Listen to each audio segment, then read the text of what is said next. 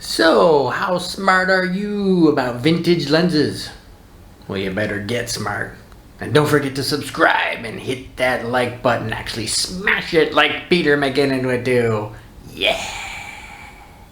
Hit the like button if you like this video, smash it!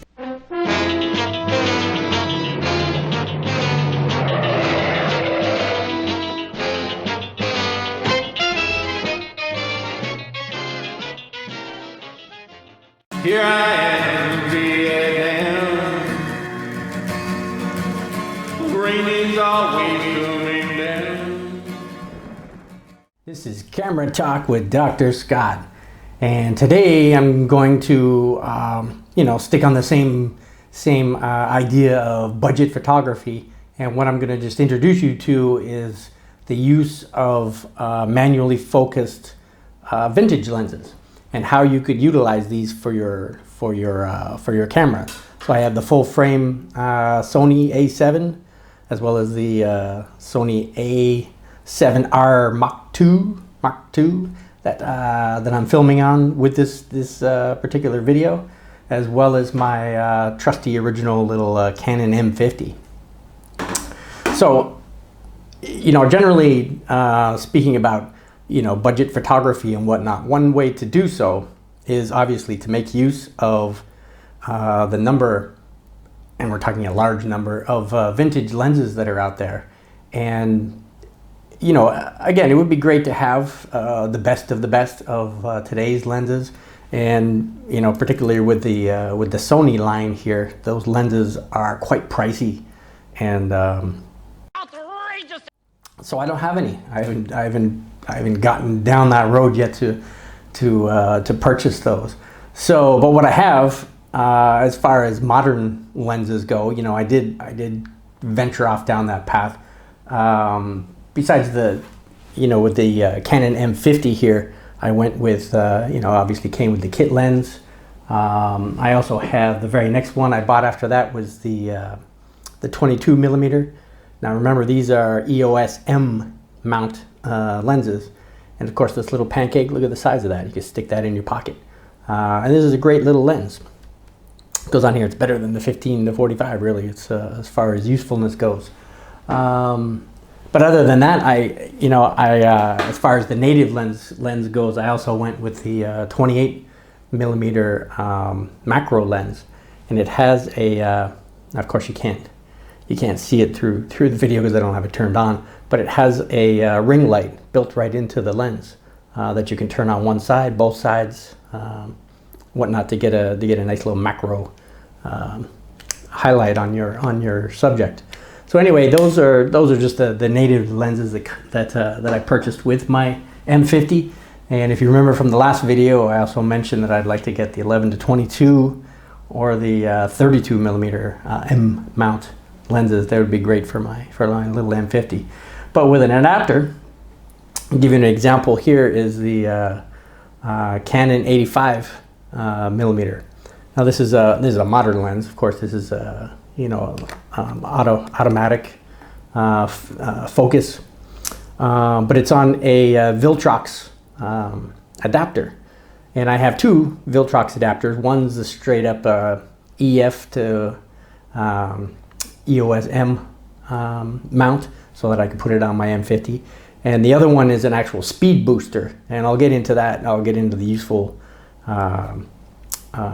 factors of a speed booster in another video. But just to let you know, as an example, so I do have some modern lenses that I do use for my M50, but I haven't for my Sony because of the price tag on them. But my very first purchase of an EF lens was the Nifty 50, and everybody has heard about those, right? It's like $125 or $120 depending on where you get it from. It's cheap, it's plastic, it's not the greatest thing in the world, but if it breaks, so what? It's $125. You can just buy another one if it does break.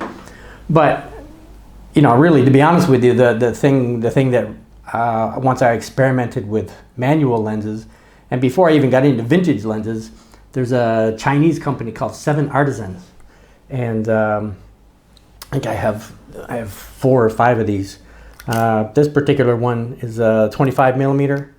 But again, it's the EOS M mount, so it goes straight on. I don't need an adapter or anything with it. But it's a manual focus lens, and I think this was like, I don't know, maybe $75 or maybe $100 if that. So it's, you know, again, it's a great little lens. What's this one I have beside it? This is a 35 millimeter. So it's a 1.2, 35 1.2. It's a, you know, look at the size of that. Again, it's again, manual focus, brand new. I think again it was like 100, you know, 100 and change. But for a brand new lens like that, you really can't go wrong. And Seven Artisan supports their product. They're not the greatest lens in the world, but they're not also definitely not the worst lens in the world either. So as I said, I have a number of these brand lenses. So that's what started me off in physically getting into a manually focused lens. And you know, at first, like everybody, we live in the world of automation, so we assume that everything has to be automated. It has to be, you know, one touch, one button push, and away you go. So I was a little paranoid about the manual focusing until I actually started using it, and I said, "Wow, you know, it's not that bad." With you know, with today's mirrorless cameras, they're great with things like focus peaking and having focus assist, where you can zoom in right up on your subject to get a real sharp image before you actually hit the shutter release and take a picture. So so manual focus isn't all that scary, you know, especially once you start doing it a number of times. So again, I went down that path and started doing a little research.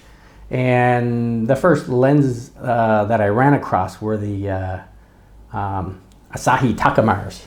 I have a number of those as well.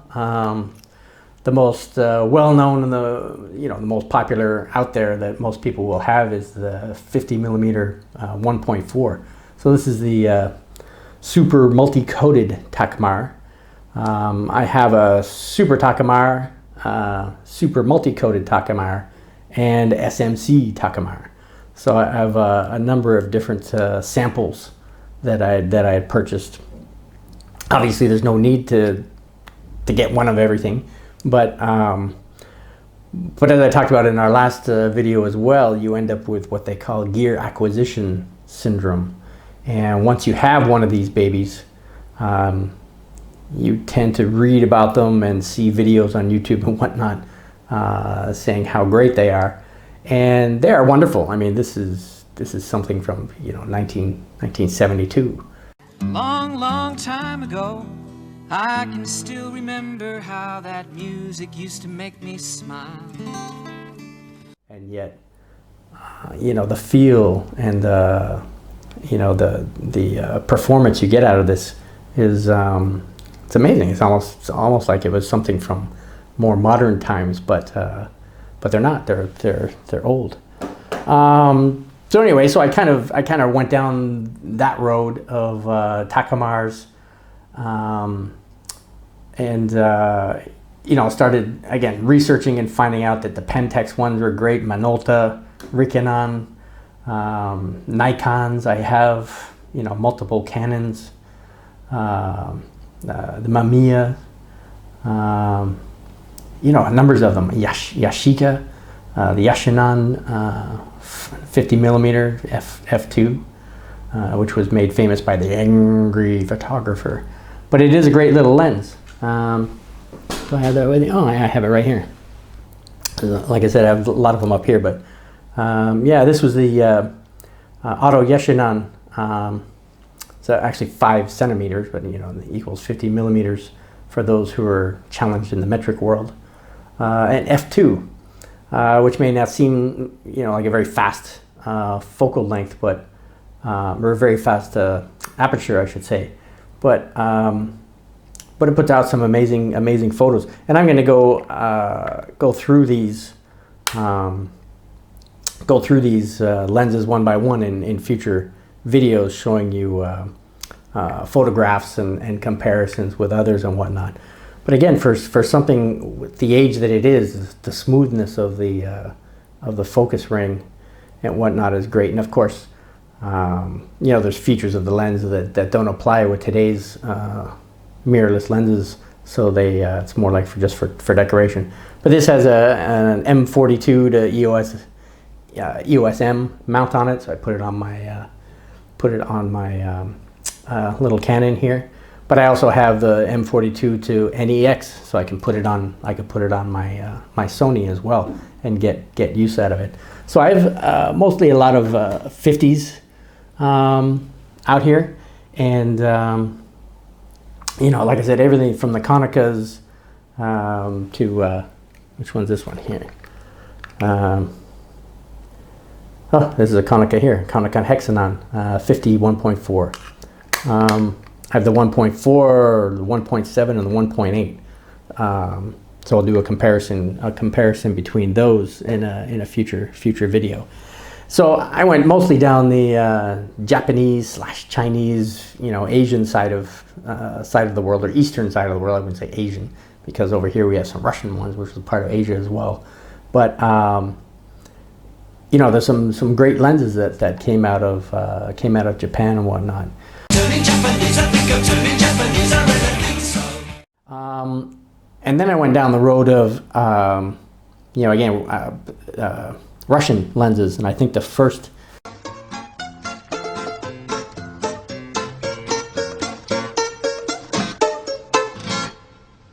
Russian lens I purchased, which many people do, you know, the same thing, is the Helios 44 2 f2.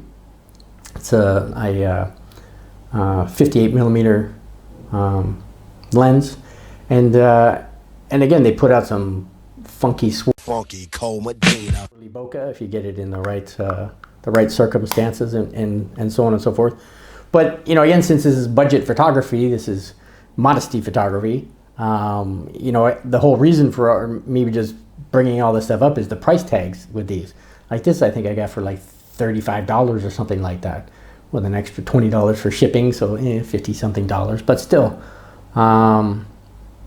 you know, you can't get a modern lens of this character and quality for that kind of price. So yeah, so I got the Russian lenses, and I ended up getting some Jupiters. That's an 85 millimeter Jupiter.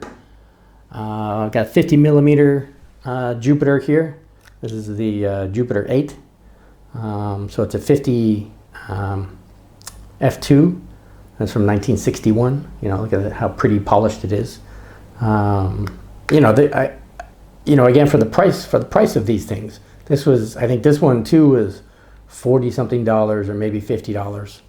You know, decent quality stuff. I have the Industar, again 52. They call it Industar 61, but it's a 52 millimeter 2.8. You know, again, these are cool. It's from the 1960s again, the zebra style. Have the mirror. This one's a mirror 1B, and it's a 37 millimeter 2.8. And again, a very cool little lens. A lot of videographers use these. They have some great effects, and it's a decent quality lens. And again, for a fraction of the price of modern lenses. You know, again, I think this was in the $40 to $50 range, if that.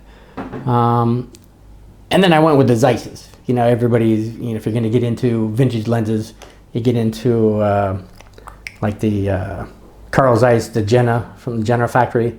There's a Biotar 58 f.2. Now the Biotar, of course, coming out of Germany, was where's that? Where did my Helios? This ended up being a copy of this with design and whatnot. And how could the Russians get away with that? Well, as part of World War II, for anybody who follows their history lessons. Der eins mit den Verantwortlichen an diesen Opfern ein unerbittliches Gericht zu halten.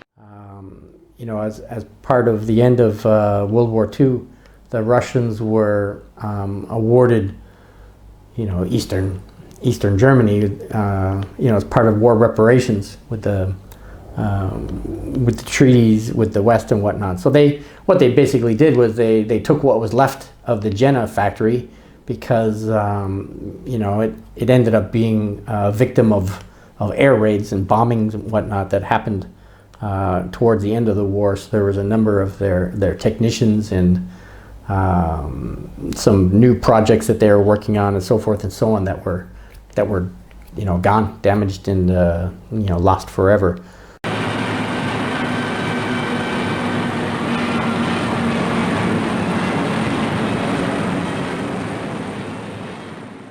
But you know, the lenses that were still in production, and you know, all the documentation and whatnot was taken by the Russians. The Soviet Union will be pleased to offer amnesty to your wayward vassal.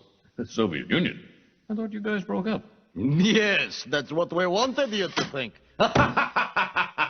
And brought back to Russia and copied into you know, Helios and a number of other lens designs. And so, you know, I have the original Tessar 50mm 2.8. You know, again, this is the older version. I think the newer one is this one here.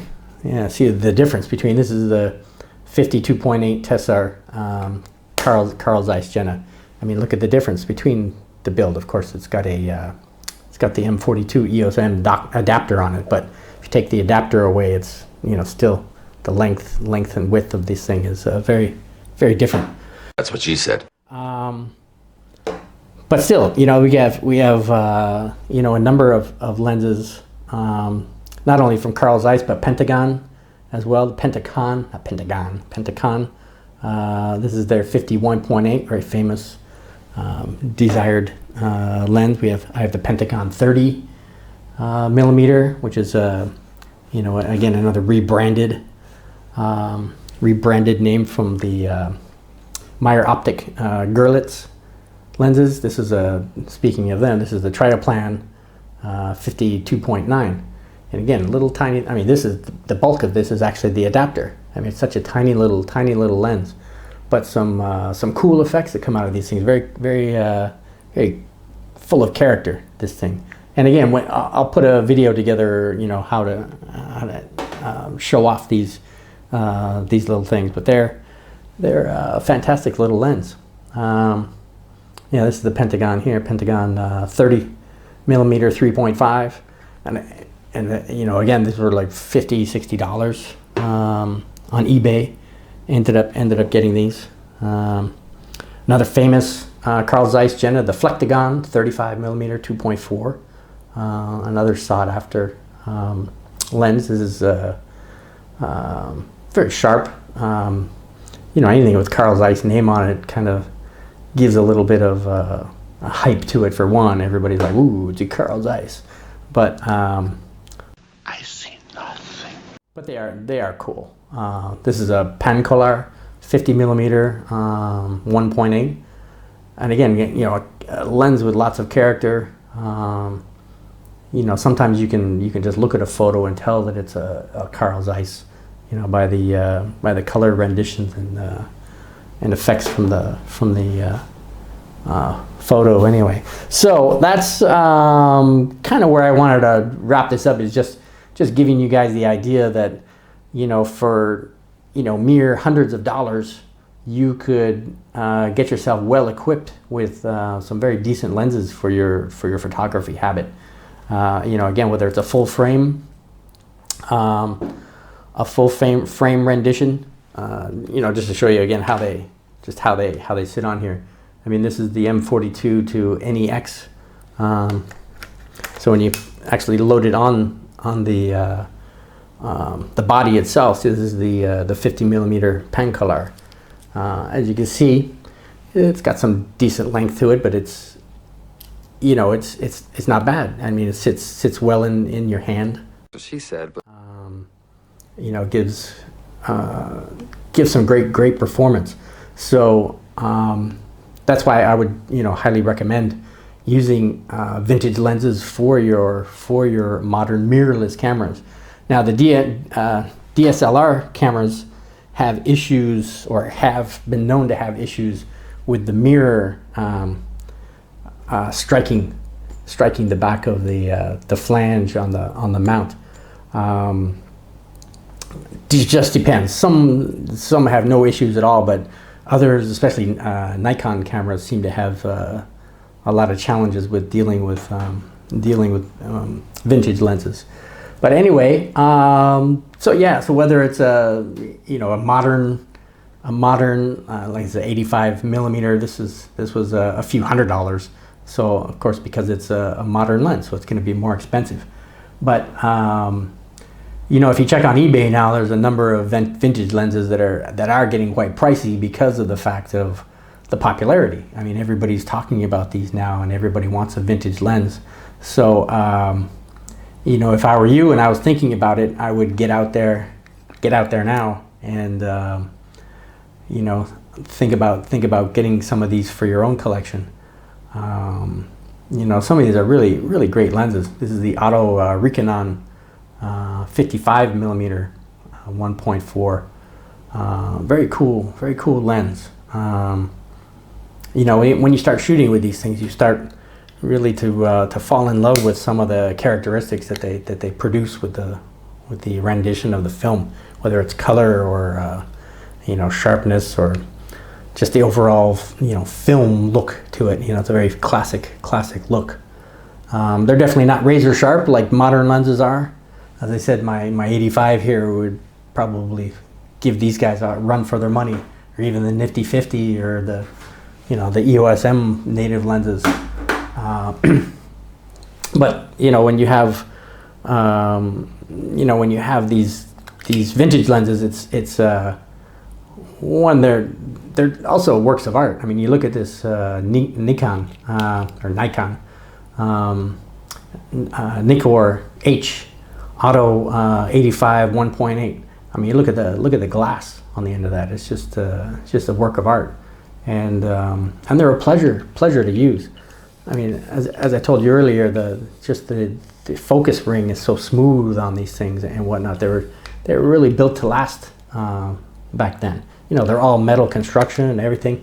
Compared to, if I want to compare it to my Canon here, which is pretty much plastic. It's a great little lens. So anyway, that wraps up the topic for the week. As I said, I highly recommend you looking at some vintage lenses for your own collection, and be careful of the gas, the gear acquisition syndrome. Work within your budget, of course. But if you want modern versions to start off with, the 7 Artisans is a good way to go. But if you're looking at, into some truly vintage lenses, then the world is your oyster, so to speak. There's so many great lenses there from Russia, from Germany, from Japan. So go to it. And with that said, you guys have a great week, have a great weekend, and we'll see you in the next video. Take care, stay safe, wash those hands, don't touch the face, and we'll see you around. All right, bye.